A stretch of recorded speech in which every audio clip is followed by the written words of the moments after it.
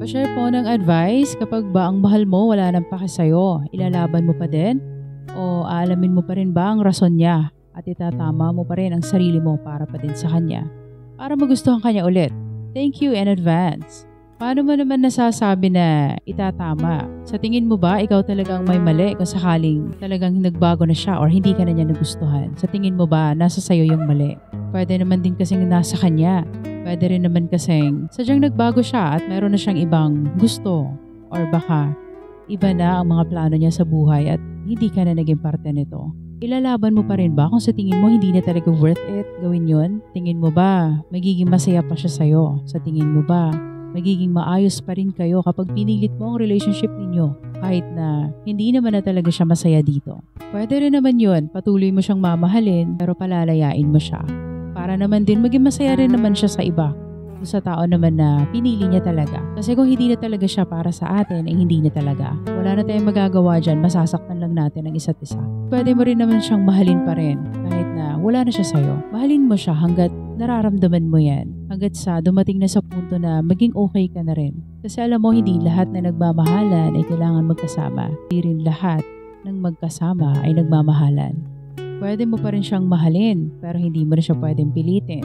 Dahil unang-una, hindi natin hawak kung ano man ang nararamdaman niya. Hindi mo alam kung magiging masaya pa ba siya sa'yo o baka napipilitan na lang siya na makasama ka ng dahil lang sa nakikita niya na ayaw mo siyang pakawalan. Mas masakit yun para sa atin. Dahil wala naman tayong ibang gusto para sa taong mahal natin kundi ang mapasaya lang sila. Ayaw natin ang pagmamahal na nandyan lang sila dahil napilitan sila sa atin. Ayaw natin ang pagmamahal na nagsastay lang sila dahil lang sa mga rason na binibigay natin sa kanila. Kahit na hindi naman na talaga nila gusto ang manatili sa atin. Kung pipilitin mo pa rin ba ang sarili mo, desisyon mo yan?